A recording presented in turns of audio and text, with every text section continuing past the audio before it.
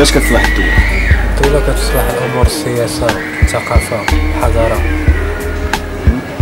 صافي.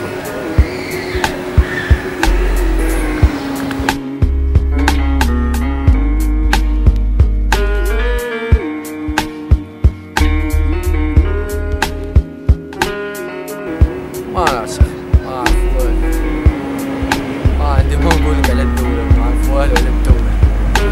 عايشين هنا وصافي.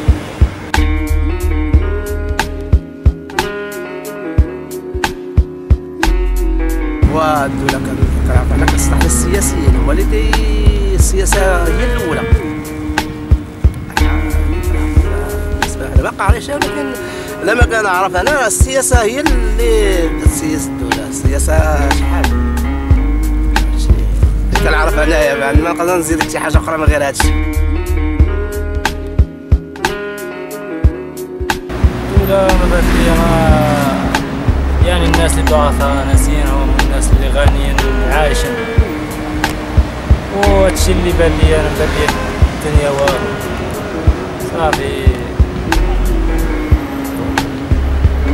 يعني مكاين فيها شي حاجة اللي ما عندوش شي خدمة، اللي مريح الناس ضعفاء يديروا لهم شي خدمة فين يخدموا، ما كاينش. صافي كاين اللي خدام راه خدام على راسو، والاخرى اللي ما خدامش ناسينهم. هادشي اللي بغيت نقول.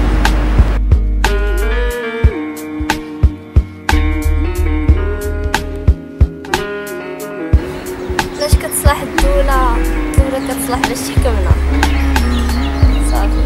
هادشي علاش صالحة الدولة، باش تحكمنا وتكونطرولينا، كيف ما كيقولوا لنا كدير لينا شي حوايج زوينين صافي، شي حوايج خايبين بزاف د الحوايج. هادشي اللي عارفة.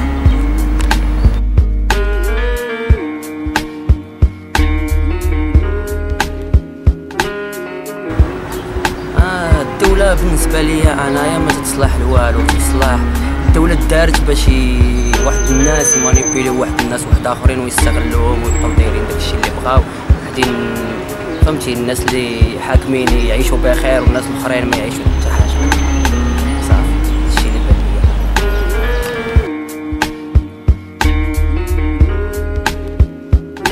بالنسبة لي هاد السؤال المهم، الدولة كتصلح بزاف د الحوايج، منها العد هي كتصلح عداش بنود قواعد كتاخد الدولة، كيف بحال